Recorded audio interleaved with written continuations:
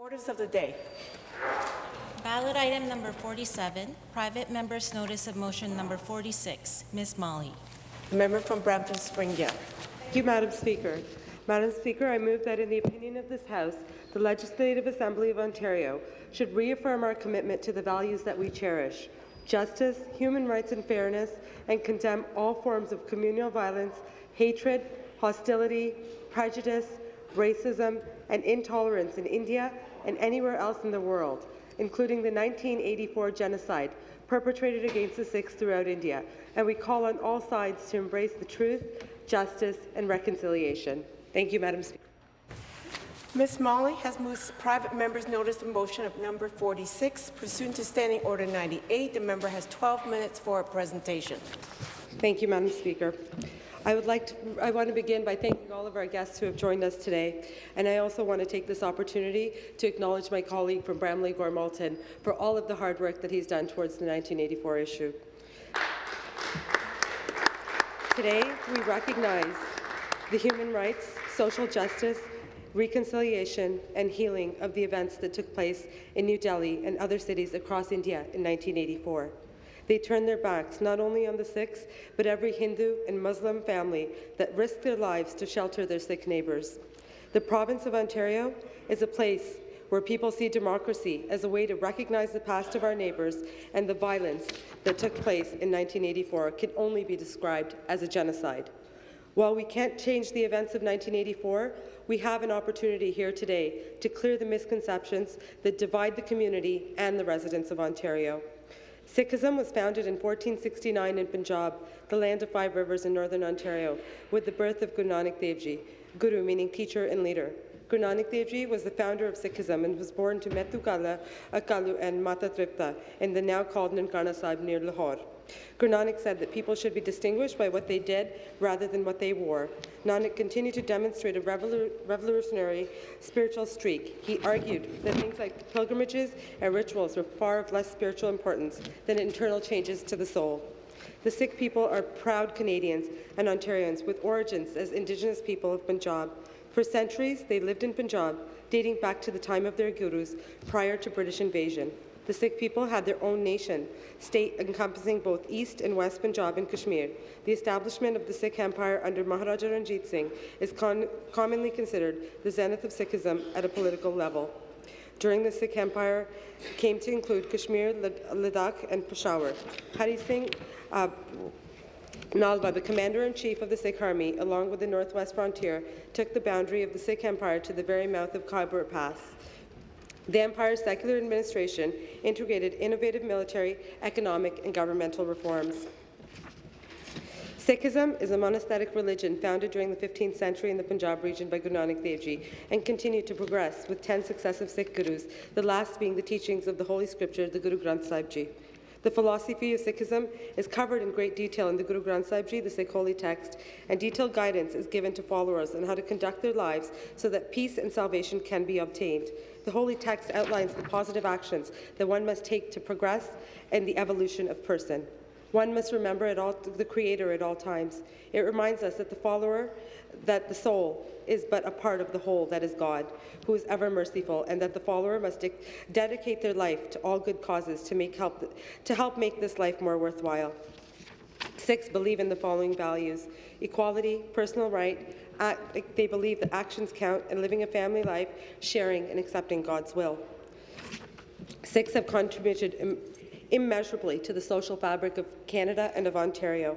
From the watershed moment when my father was first elected as the first Turban Sikh Member of Parliament, and now we've come to a diverse representation of Sikhs here in Ontario, and we have 4 federal Sikh ministers in all parties.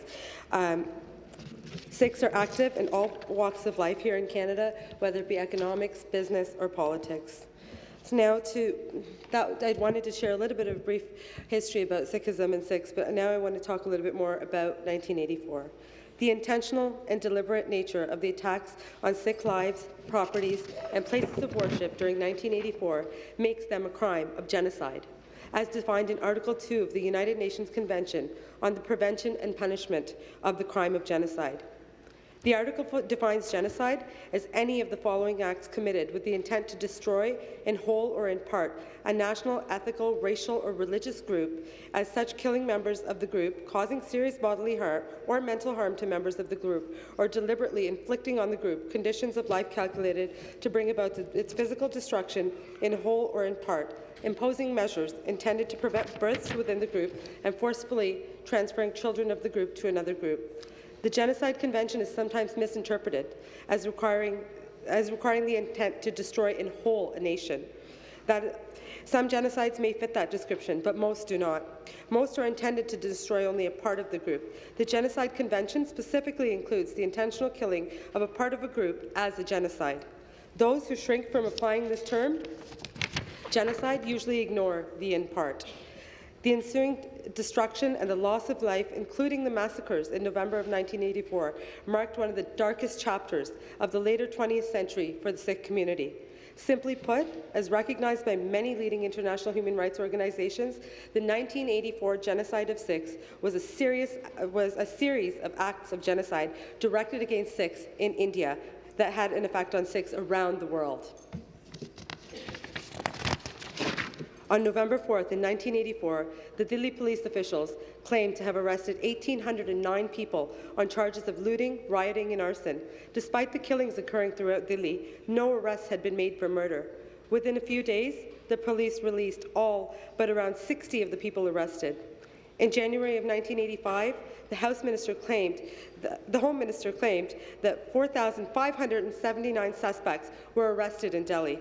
India's Information Minister stated that there had been a total of 30 convictions and 14 police officers had been punished for dereliction of duty. 642 of 707 criminal cases ended in acquittals or were cancelled because the state allegedly could not trace the accused.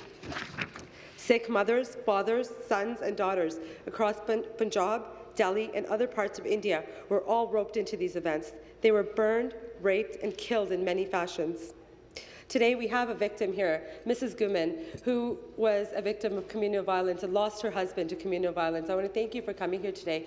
And she had to struggle to raise her family on her own, to raise her 2 children without a husband. And when I talked to her, she talked about her story, about not having support. Nobody wanted to help you in fear that if they helped you, that they might be the next victim. Balbir Singh, I have another great story of an Ontarian, of a Canadian. Balbir Singh, the son of a core mat maker, was the resident of Tilokpuri. His father was killed by a mob. He escaped by wearing women's clothes, and even now Balbir is afraid to reveal that he is a Sikh. He is still scared of growing his hair long and wearing a turban. He says, "I have nightmares about the way my father, Jyota Singh, and my uncle were lynched. I was just 14 then, and living in Tilokpuri, where we made core mats at home. And when the news came of Indira Gandhi's murder, and riots broke out, I remember my father saying that Delhi was the capital and violence would be contained soon. He said nobody would attack us since we were poor. And when the mob came, the police assured us that they would not allow them to enter our area and told us to return home. For we saw an even larger mob approach us with crowbars and cans of kerosene. They started beating all the men and abused them. I, along with my mother and 3 brothers, hid in my uncle's house. My mother had dressed us all up as girls so that we were spared." He saw his father die in front of his very eyes. Everybody was killed, and they went to the neighboring village where a milkman gave them shelter. This is just one of the stories and legacies of your fellow Canadians who are Sikhs and living in Ontario. This motion is one of both not forgetting and honouring, but also of recognizing and naming 1984 as a genocide. India's Interior Minister Rajnath Singh in December of 2014 described the events of 1984 and acknowledged them as a genocide. The several persons who had a role in the carnage are not yet punished. This House has taken similar positions when it recognized past genocides such as the Holocaust, the Holodomor, and the Armenian genocides. I strongly urge all of my colleagues here today to support this motion about the genocide of Sikhs in 1984. I stand in solidarity with the community and many Canadians across the country seeking justice. When innocent lives are lost with no accountability or explanation, we have an obligation as residents of Ontario to ask why and seek honest answers for our citizens. As we gather to remember November 1984, I remind residents of Ontario and Canadians that remembrance is the tie that binds us to our past and guides each of us for the challenges of the future. Thank you, Madam Speaker.